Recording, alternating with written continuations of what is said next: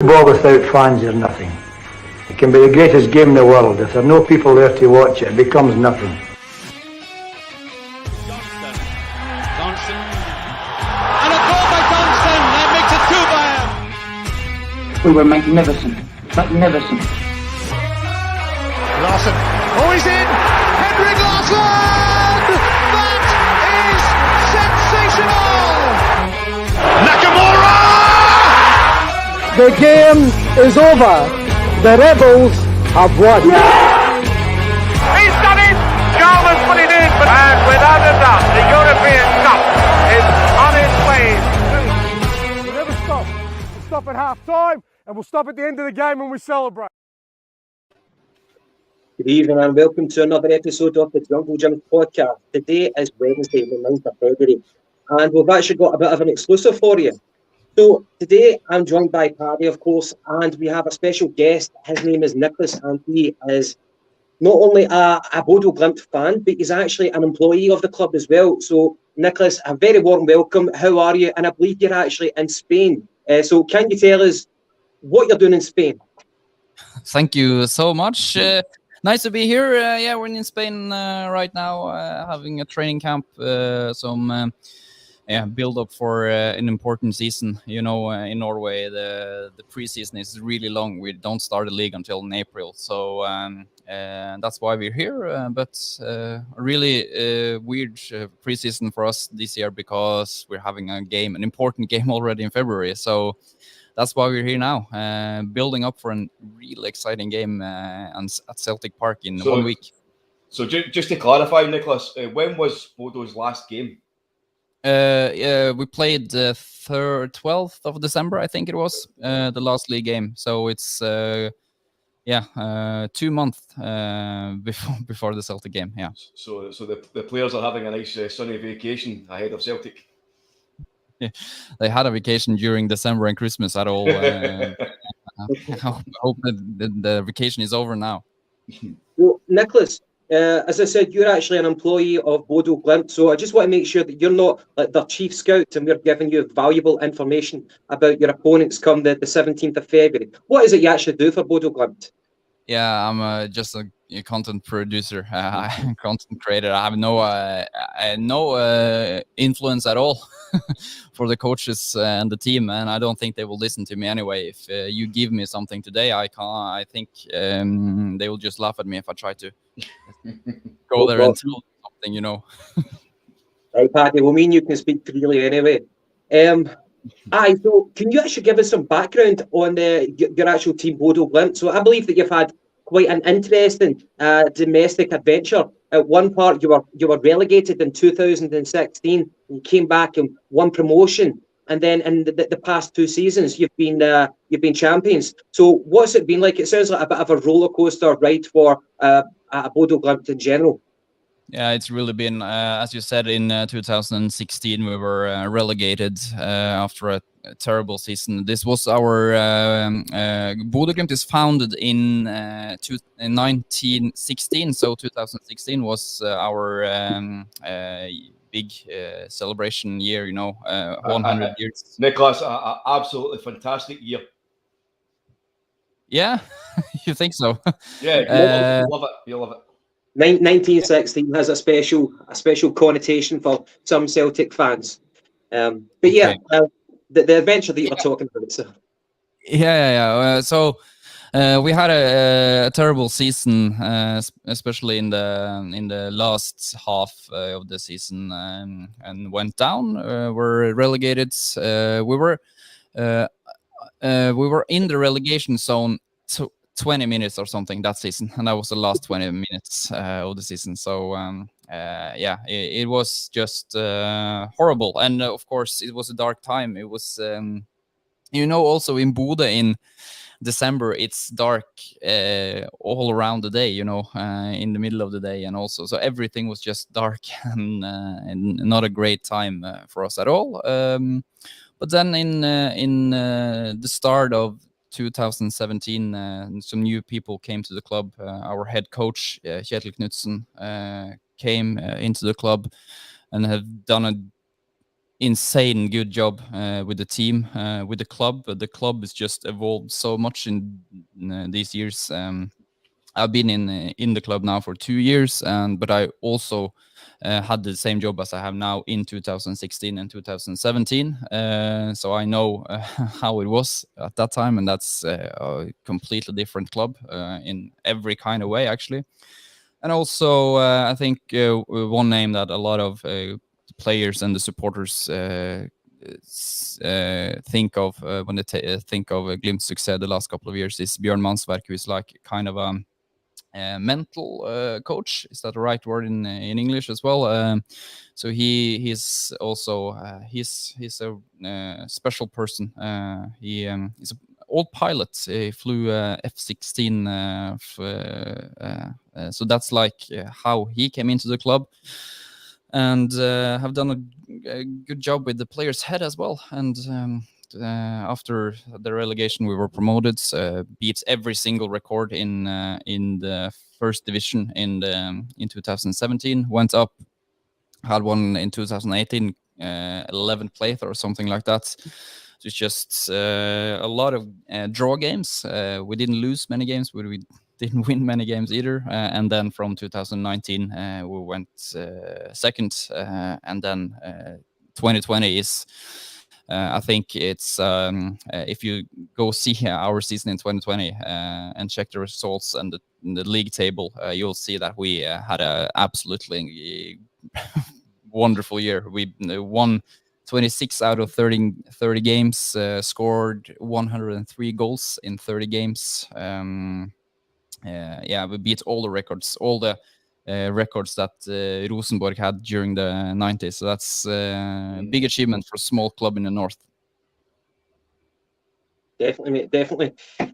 Paddy, I know that you've got a lot of questions on your mind about this. We want to kind of find out about the style of this club that we're going to be coming up against. What was the kind of first question that you wanted to pose to our friend? Yeah, so obviously the name of your channel is 4-3-3, so we can assume that the club's main tactic is going to be 4-3-3. Now, again, that's something that Celtic deploy as well, is the 4-3-3. But Celtic have been drawing a lot of plaudits in the last few weeks for their attacking play and kind of nice football in the eye. So it was just to basically ask you how your perception is about Bodo and how they approach the game. You know, is it tactical, technical? Yeah, Bodø Glimt is an attacking team. We play attractive attacking football. We are the team like to keep the ball. So if we can have the ball, control the game, and play on like our strength, I think that's what we want to do. I think one of the thing that we've been really successful during the last 3 years is that whoever we play against or however the game is, we will always try to play our game anyway. So I think we'll see the same thing in Glasgow in 1 week as well. We'll see a team who wants to play football and wants to control the ball and will not be like defensive, lying on the floor, rolling, hoping for the best from the referee. You know, we do. The players here, they say it's like every day we need to do something about the things we can do something about, and that's not the referee, that's not the other team. We need to do whatever we can to win this game, or at least have a good game. Yeah, so it sounds as if there's quite a comparison between Bodo and Celtic, because I looked at your squad, and I think there's only 7 players over the age of 25. So that alludes to the fact that you've got a lot of young footballers. So some of the clips that I've saw is the players have got they press the game very quickly. You know, they lose the ball, they try and win it back, and it's like a pack mentality. That's the same as Celtic as well. Kind of our approach as well. We try to win the ball back within 3-second period. Is your squad the same then? You know, kind of full of energy, youth, vibrance, kind of hunger? Yeah, there's a high pressure in the games. Keep the ball, and if you lose it, win it back again. So that's of course similar, and also there's a high tempo, there's high intensity. I know there's a lot of new players, both this year and earlier years, who come to Bodø Glimt and like struggle hard in the start to follow the trainings, because Bodø Glimt is not a team in Norway that trains most. You know, we have one training during the day and maybe some gym sessions, but we train. When we train hard. I think that's the kind of thing we. If we play a game on training and the ball goes out, it's never out more than 4 seconds. Then you lose the ball. So the ball is always playing. I think that's one of the things that's made Bodø Glimt a good team. And yeah, I've heard players say that it's easier to play a game than go to the trainings. So I think maybe that's the same in Celtic then. Nicholas, it's interesting to hear you talk about the playing style of the group of guys that you've got at the club. Normally, we would think of a Scandinavian team as being quite tall and athletic, and as what you've said is that they're very technically gifted as well. They work together as a pack. They get the ball back together as a pack. So I was just wondering, what weaknesses would you say that the team has? So if Celtic were to overcome Bodo Glimt over the course of the 2 legs, where is the weak point in Bodo Glimt that we can exploit? Good question. I think as it is now, with a lot of new players coming in, and that I think the biggest weakness for Bodø Glimt right now is that we're off season. We only trade for a month when we meet Celtic. Celtic is in a great shape. I've seen good form, winning the games, and yeah, playing games at this time. So.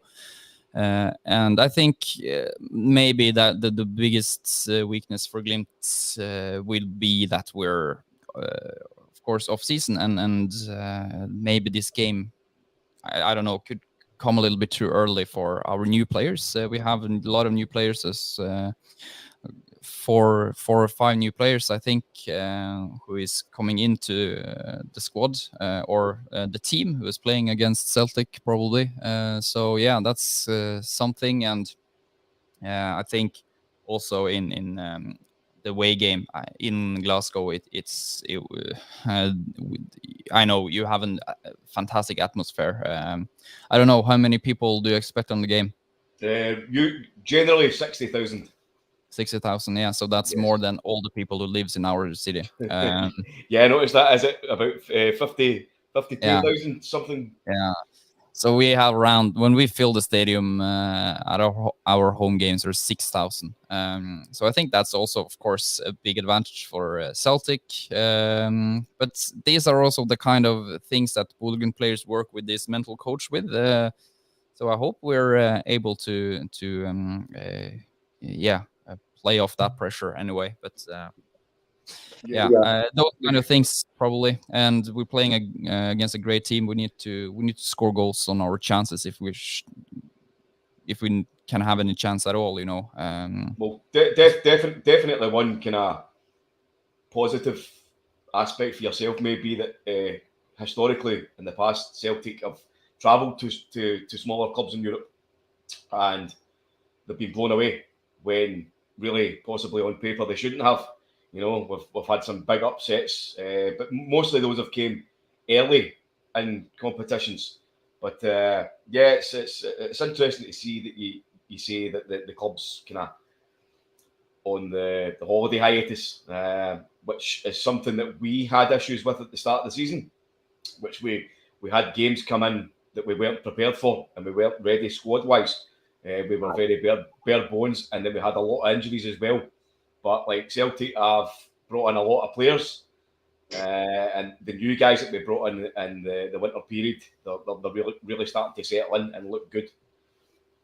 Yeah, Paddy, what you're saying there is spot on. And in terms of, Nicholas, what you alluded to, playing a team when you're lacking that match sharpness, it happens to Celtic every year because we have the first European qualifier for the Champions League. And regardless of who we're playing, we always seem to come up short, even if we're better than them. And halfway through the season, we look back in those games and we think, we wish we could play them now. But back at the start of the season, we've got no match sharpness. You've got a new group of players coming together, and that's where Celtic kind of fail. So I can definitely empathise with the position you've got for your team.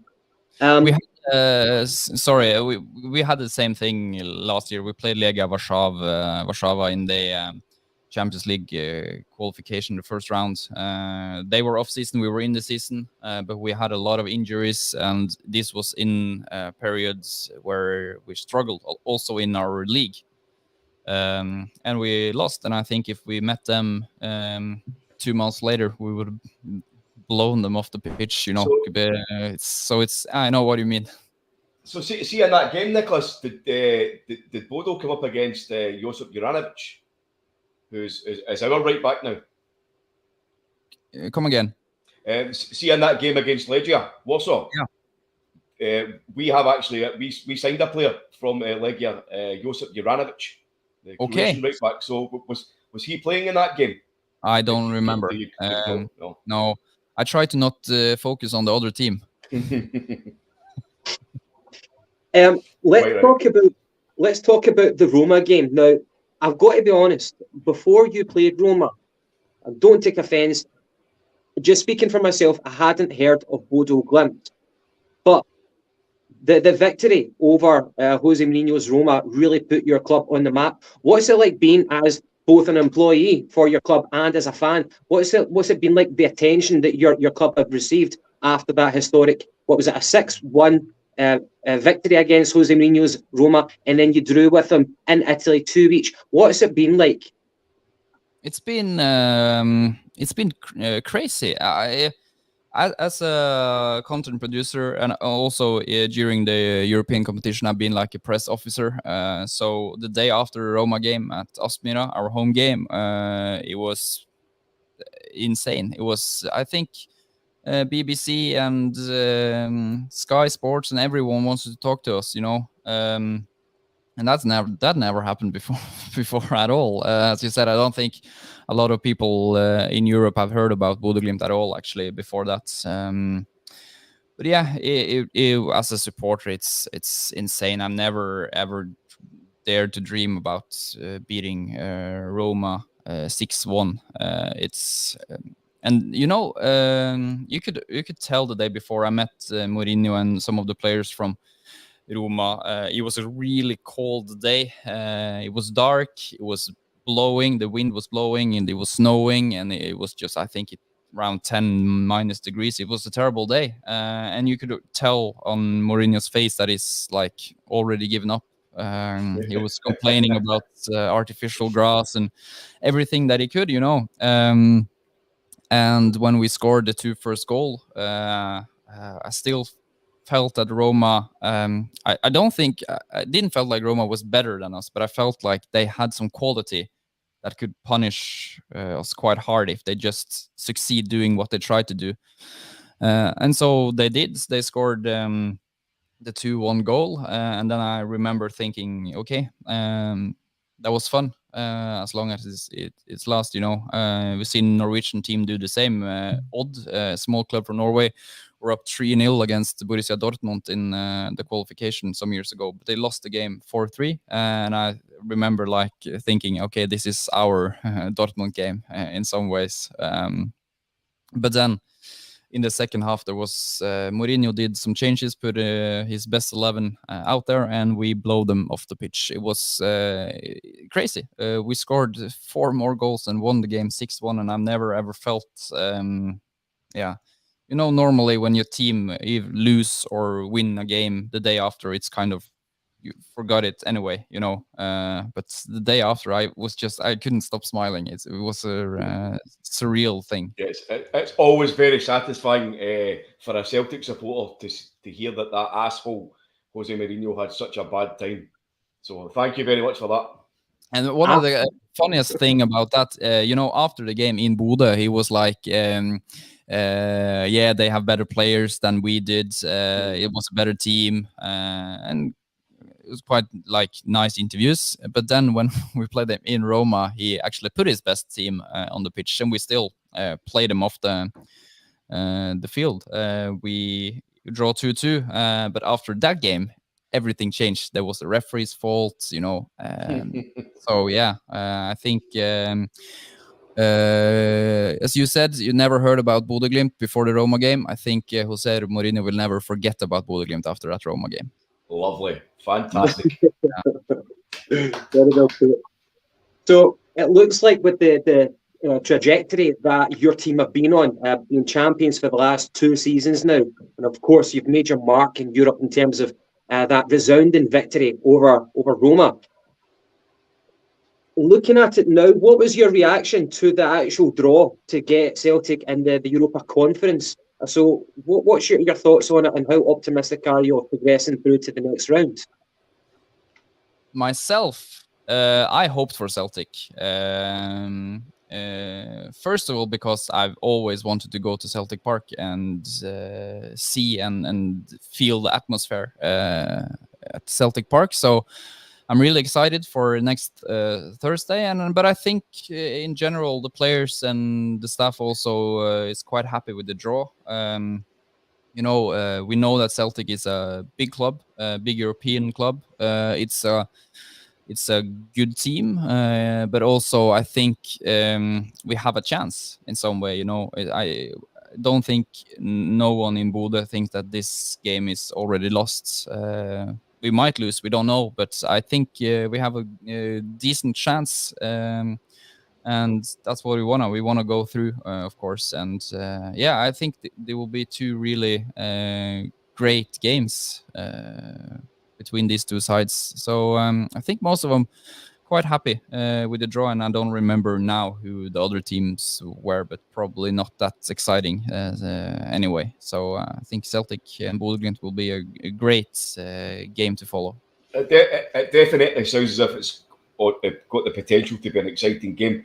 If, as you say, you know, Bodo play with the attacking intent, the pressing, no fear, which is pretty much the way that Celtic have approached this season. And if you've got 2 teams that play of the same fashion, you know there's a potential there for a great entertaining match. But what I wanted to ask you was, in terms of the squad players, who are the most important players in your squad right now?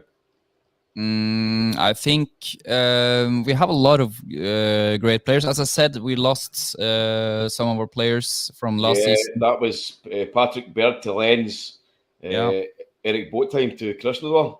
Yeah. And you also lost 2 guys to the Scottish club, Hibernian. Yeah. Two younger guys.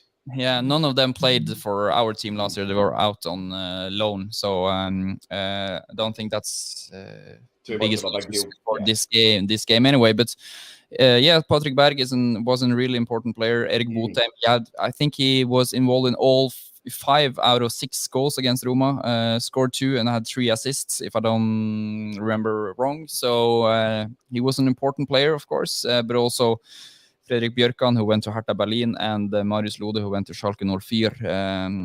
So we lost some players, and because of this stupid UEFA rule, you can only sign 3 more players to the squad. So of course that's a big issue, but that's how it is. And I think now we have our captain Ulrik Saltnes, who is 29-year-old midfielder. He's a brilliant player.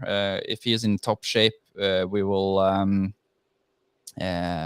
you will see a lot of him. He's a great player. So see if you can do us a wee favour. See when you're telling us about these players, could you give us their position and kind of a quick recap on how they play? Just for the viewers that don't know these players. Yeah, of course. You want me to tell which club they played for? No, just kind of how they play the game, you know. Okay. As I said, Ulrik Saltnes is a midfielder, and he's quite an attacking player. Scored a lot of goals. Strong on corners and things like that. And he's really smart when he run. You know, he finds positions to get the ball in between the defenders. He's a really good player for us. And you have Ola Solbakken, which scored 3 great goals against Roma in total. Also did a brilliant season, an important player for us. He's a winger, right winger. He's kind of this killing instinct in front of the goal, and he gets in front of the goal a lot because he's quite fast. He's a sprinter, so you've probably seen the goals he had against Roma. 2 of them are just he's he's flying in front of the Roma defenders, and the goal he had at the Olympia Stadion in Roma is a crazy goal. He just shoots at first touch and the ball goes straight in the corner. So he's a great player too. Your forward line, I'm assuming it's going to be one central striker. How is your striker? Is he is it a physical player? Is he a quick player? Does he give the defenders a tough time? Or yeah, the thing with our striker is Erik Botheim was our striker last year, and he's gone now. Victor Boniface, young Nigerian talent, is back from a knee injury. He's been out the whole season last year. So he's kind of a new player into the team. We don't know yet if he's the one who's playing against Celtic, but he's a big man. He's a strong guy, and also a really good positioning player. So yeah, and also we signed Runar Espejord from Heerenveen. He played in Tromsø, our big rivals last year, on loan there. I've not seen too much of him, to be honest.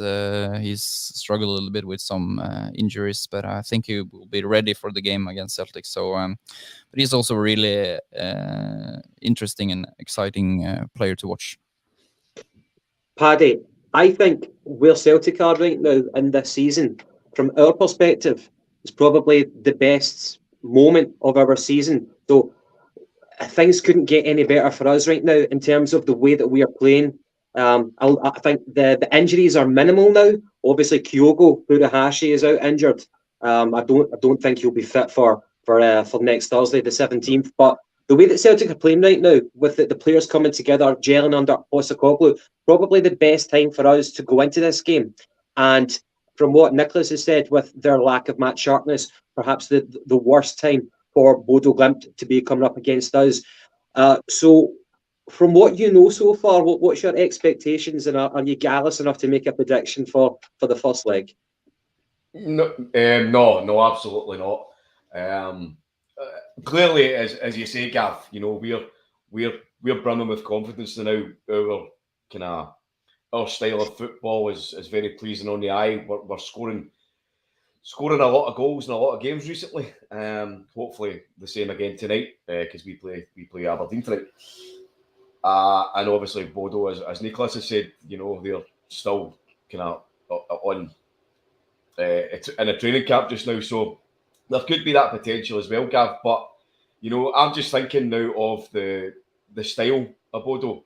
And if it's very, very similar to ours, there could be definite flashpoints where either, it could just take 1 second for one of our defenders to slip up and they're on the attack, or vice versa. So it sounds as if it's going to be a really interesting encounter. Aye. I think what you say, the clash of styles, it could be the ingredients for a very, very exciting game. Nicholas, we've seen a few pictures of the Bodo Glimt fans when they've been celebrating, and I've seen them with giant toothbrushes. Can you explain the connection between your club and the toothbrush? Of course. It's an old story. I think it was in the 70s, because the Bodø Glimt fans was actually the first supporters in Norway who brought like the big European supporter culture to Norway. And we had something like a supporter choir, if you can say that, on the games. And I think it was like an away game where they couldn't like get the choir to sing properly, so they like needed a leading guy to what you say in English with like this so but it didn't have like a stick, but it had a toothbrush. Because that's what you do when you're going out on the night before, because the game was probably on a Sunday, I guess. So yeah, he had a toothbrush in his pockets. He took that and got control over the supporter choir, and I think actually randomly a guy on the stand was like working for a toothbrush factory and saw this and thought, these guys need a big toothbrush, and they made a probably sponsored by this toothbrush company. So yeah, that's how it started, and now it's become a thing. The supporters still have this big giant toothbrush on the stand. It's not that often anymore, but sometimes they dig it and get it to the stands, and it's just a funny thing. And I think other clubs really enjoy bullying us for the giant toothbrush, but I think it's just a sweet thing. So would you say it's safe to assume that your fans have lovely teeth? You should think so, and I think in general maybe they have. It'll be interesting if they can get the giant toothbrushes through the turnstiles at Parkhead. That'll be an interesting one. By the way, the question was, how do you get the giant toothbrushes kind of on a plane now? I think so. I've only before I started working in Glimt, and of course was just a normal supporter, we only take it by car. But I lived in the south then, so it's a much shorter way around. I really hope it's not the old-fashioned technique used by smugglers. Oh yeah, no, that would be a terrible idea. It's really huge, but I've broken it so many times getting it into the car. Paddy, it's a good question, and obviously you're talking from experience there.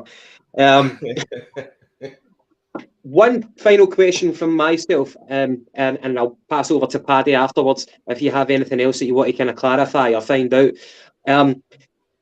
Going into the second leg, so Celtic will be travelling to the northern part of Norway. So what can we expect? We're going to be playing on an AstroTurf pitch. What about the atmosphere from the crowd, and what about the climate? So what can we expect in the away leg as a Celtic fan? How difficult will it be going into the Lions Den and Bodo Glimt? Yeah, you're going to Bodø above the Arctic Circle in February, so you could probably expect some winter. We have a lot of snow. It's cold. It's windy. A lot of wind in Bodø. So it's perfect for football, right?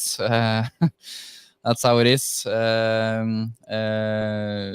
that's the climate, the atmosphere in the stadium. I think for you, you're used to 60,000. You won't get that at Aspmyra, but you probably will get a full stadium. There's a lot of interest for the game in Bodø. We have some wonderful supporters who's making a good noise on their stands, and I've heard that all the 400 tickets that we could give Celtic is gone already on the away section. So it's going to be a great atmosphere at Aspmyra as well, I guess, and I really look forward to that game. I think you've been to Norway before, haven't you, with Matt Rosenborg, like 6 years in a row or something like that? So yeah, we played Molde as well. Yeah, so expensive beer, and that's how it is. Yeah, the good thing is, Celtic take the travelling support from Celtic. They're wonderful company. They'll be great in your town. It'll be a great atmosphere for everyone around. Yeah, it will be really nice. And I heard there's a lot of more Celtic supporters coming to Bodø than it's actually going to the stadium. So hopefully it'll be a great day in the city as well. Hopefully a friendly atmosphere around. But yeah, I'm really looking forward to. This is one of the biggest games we ever played at Aspmyra. We had Roma, of course, in October, I think it was, and that was a nice experience. And I'm really looking forward. I'm really excited for this game. So, and I think we will play a good game. As said before, that if we lose in Glasgow 1-2-0, 3-0, I'm not afraid for the second leg anyway, because I know we can do great things at Aspmyra on a wintry night. So it's gonna be spectacular, I think. So see, just before we carry on, Gav, I've just got a couple of comments I wanted to bring up from the viewers. So Del, the Celtic Supporters Podcast, very good, insightful interview. Really enjoyed it. And this one is for Nicholas from Anthony McGinty, who's one of our other presenters who's not here tonight. He's a football shirt aficionado, collects retro tops. He's crazy for tops, and he is asking if you can get him a signed Bodo shirt. Yeah, there's a lot of people asking me that during normal weeks. So I'll see what I can do, but I think we'll be able to do that. Yeah, he's in the Shetlands, so I believe you could probably just throw it over to him. I think he's maybe close in proximity. Yeah, you should bring like this a sign so I can find him. Niklas, can I have your shirt? That would be great. I could just picture it. Nicholas, I want to just thank you very, very much for actually coming on here and giving us your insight, your information about the club, and your expectations for the game. How long are you going to be in Spain for? It's not a bad place to be right now in February. No, it's great. It's much better to be here than in Bodø right now. We're leaving straight for Glasgow from here on Tuesday. So 1 week more, and then we go to Scotland. And we're really looking forward to go to come to Glasgow. Mm-hmm. And would you like to make a prediction for Thursday night's game? Crunch time. So we haven't lost a game since August, so I guess we won't lose now. I think it's gonna be a draw, 2-2. Okay. 2-2. Right. Okay. Well, I'm not going to make a prediction just because I don't quite know what to expect. I'm going to go for a Celtic victory. I'll put my neck on the line for that. A Celtic victory. Paddy, yeah, just before I do it, mate, we've got Fud Roaster popping up. Another commenter, he's saying 3-0 to Celtic. I don't think it will be a one-sided game by any means. I think, if anything, there may be a draw on one of the legs, but I'm quietly confident that Celtic has got enough to win it because of the fact that, you know, we're in a really good spell at the moment. We've got a lot of team cohesion. The players are playing out of their skin. Everything's really flown. There's been a lot of defences who really haven't been able to handle us in the last few weeks. So I think that we're in that period where it can still be a case of, you know, if when Bodo turn up to Celtic Park, it could be a victory. But because of the weather conditions, the artificial pitch, it may be a tough tie in Norway, I think. So I'm hoping for a draw, but, you know, I can just because of historically, Gav, you know, when we go away sometimes in Europe, it's a banana skin. Oh yeah, it can get skittish. Aye, for sure, mate. Aye. Look, to the viewers as well, thank you so much for tuning in. And if this is your first time watching the Jungle Gyms, then please give us a like. Please hit the subscribe button, and of course, please give us a wee comment too. And tonight we're playing at Aberdeen, so we're going to do the post-match review after that. So hopefully it'll be something positive to talk about, because for Celtic right now in the past week or so, it's just been positivity after positivity. So more of the same, onwards and upwards. Nicholas, thank you very, very much again for making an appearance this evening, and we hope that you get a warm reception in Glasgow, regardless of the victory for Celtic. We hope that you do enjoy yourself. Thank you so much for having me, and good luck against the best team in Norway. I wish you the best. Thank you very much. Excellent. Right, so from the Jungle Gyms and from Nicholas, thank you again very much for joining us tonight. And yeah, let's hope we beat them next Thursday. Good night, God bless. Thank you.